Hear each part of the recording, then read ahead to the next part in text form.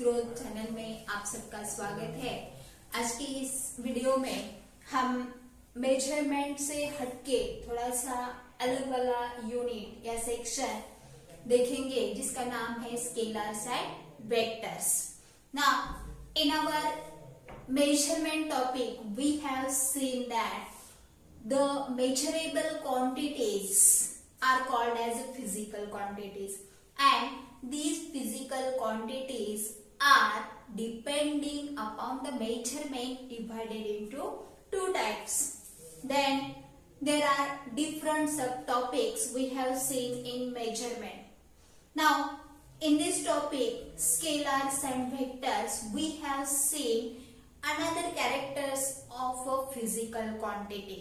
Now in measurement, how to measure the physical quantities, some instruments, then how units will be created, such type of different articles we have seen in measurement. Now in this topic we have seen that the scalars and vectors. First we have to know the mathematical operations. हमारे रोजाना की जिंदगी में हम क्या करते हैं, कुछ एडिशन, सब्सट्रैक्शन, मल्टीप्लिकेशन, डिवीजन, ऐसे मैथमेटिकल ऑपरेटर्स का यूज करते हैं। फॉर एग्जाम्पल अगर मैंने आपको बोला कि मेरे पास एक पेन है और तुम्हारे पास मैंने दो पेन दिए, ये दोनों मिला के कितने हो गए, तो यहाँ पे हम क्या कर रहे हैं, इसका और उसका एडिशन कर रहे हैं, मतलब एडिशन वाला ऑपरेटर यूज कर रहे हैं।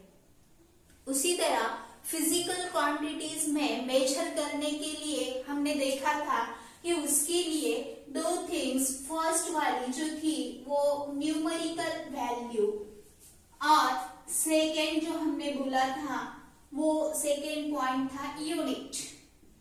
अब न्यूमेरिकल वैल्यू को एक अलग से हटके नाम दिया था जिसका नाम था मैग्नीट्यूड। अब मैग्नीट्यूड का मतलब क्या होता है, होल नंबर या एनी कांस्टेंट नंबर। अब यूनिट तो मेजरमेंट के बाद में या मैग्नीट्यूड के बाद में, न्यूमेरिकल वैल्यू के बाद में तो आएगा, लेकिन कुछ चीजें ऐसी होती है कि उसका मेजरमेंट करने के बाद अगर आपको एडिशन, सब्सट्रैक्शन या मल्टीप्लिकेशन, डिवीजन करने को बोला तो हम उसको इजीली उसके रूल्स के मुताबिक आइडेंटिफाई नहीं कर सकते।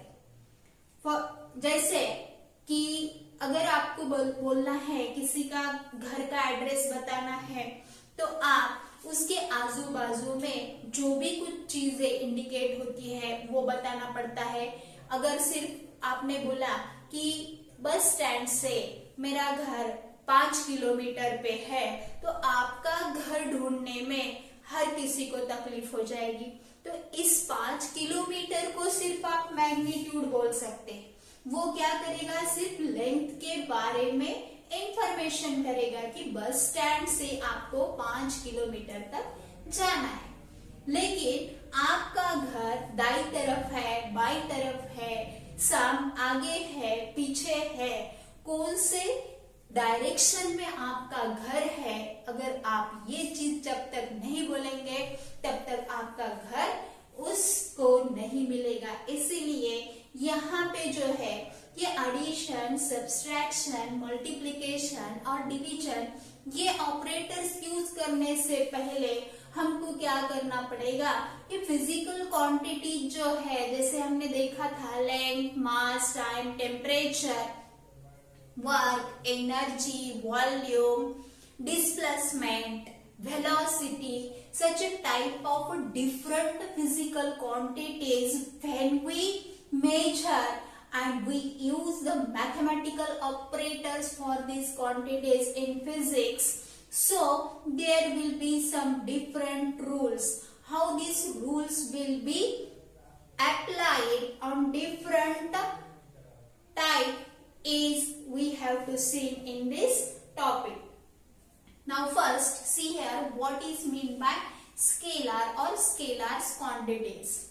Now those physical quantity which explains with magnitude only, जो क्वांटिटी सिंपली मैग्नीट्यूड से हम आइडेंटिफाई कर सकते हैं उसको हम बोलेंगे स्केलर क्वांटिटी। एग्जांपल में मैंने आपको बोला कि समझो यहाँ पे ए, बी और सी ऐसे 3 पॉइंट्स हैं, या आपको ये स्ट्रेट लाइन में बोलने की जगह पे यहाँ पे थर्ड वाला सी पॉइंट है।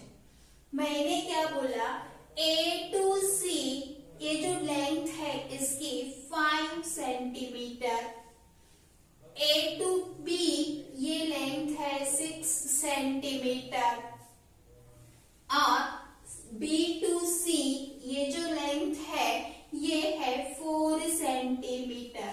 और मैंने आपको बोला कि एक पर्सन जो है ए टू बी, बी टू सी और सी से वापस ए पॉइंट तक आ रहा है, तो उसने टोटल डिस्टेंस कितना कवर किया।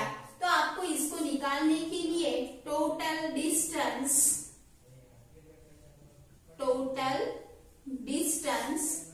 Covered by a person is equal to क्या निकालना पड़ेगा, A B plus B C plus C ए।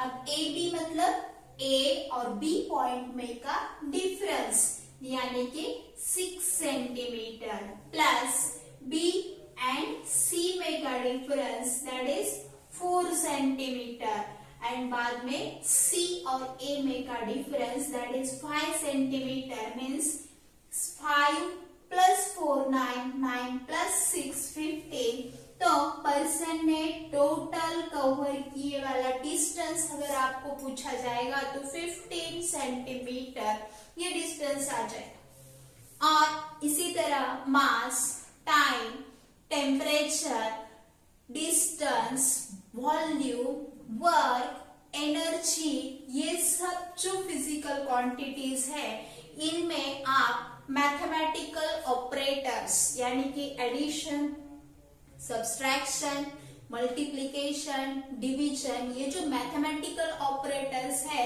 वो इजीली प्रोड्यूस कर सकते हैं, उसमें उसके आंसर्स आपको इजीली आएंगे।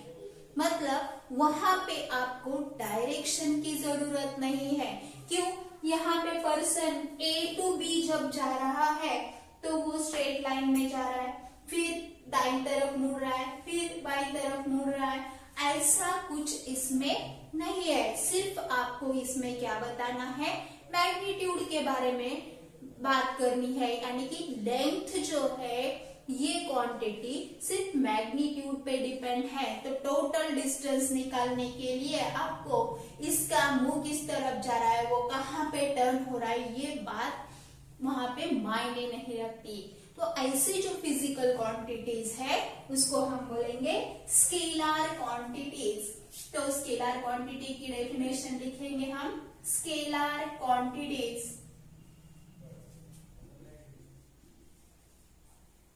स्केलर क्वांटिटी डिफाइन करेंगे, those quantity which explains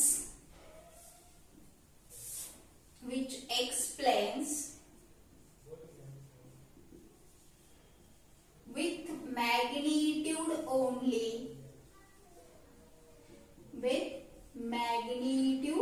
only are called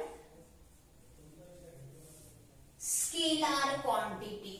Now these scalar quantities having easily operate with the help of mathematical operators is called scalar quantities.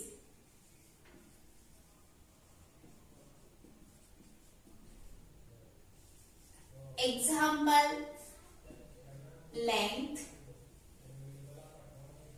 mass, time, temperature, comma, work, energy, etc.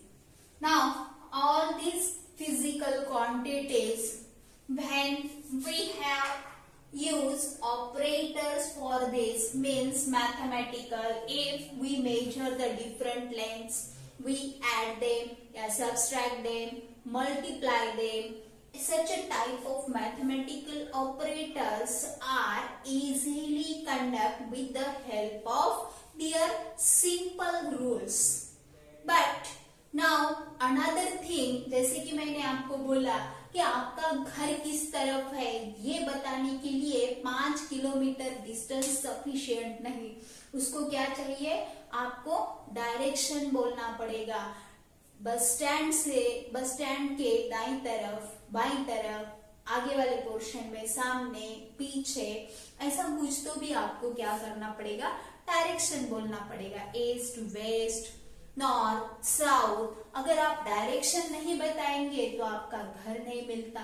उसी तरह physical quantities में कुछ ऐसे quantity है जिसको direction नहीं बताया तो वो क्वांटिटी हम क्लियरली स्टडी नहीं कर सकते। जब क्वांटिटी ही स्टडी नहीं करेंगे तो उसका मेजरमेंट हम जब देखते हैं तब हमको क्या करना पड़ता है, मैथमेटिकल ऑपरेटर्स यूज करने में डिफिकल्टी होती है।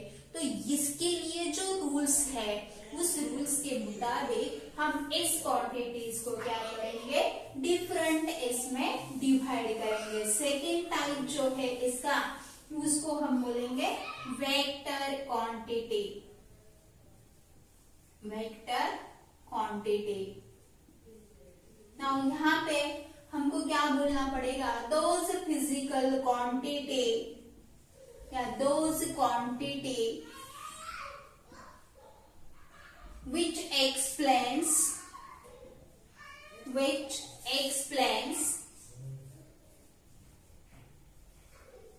magnitude as well as direction, magnitude as well as direction are called vector quantity, are called vector quantity। अब इसके एग्जाम्पल्स हम देखेंगे। इसके एग्जाम्पल जो है वो डिस्प्लेसमेंट,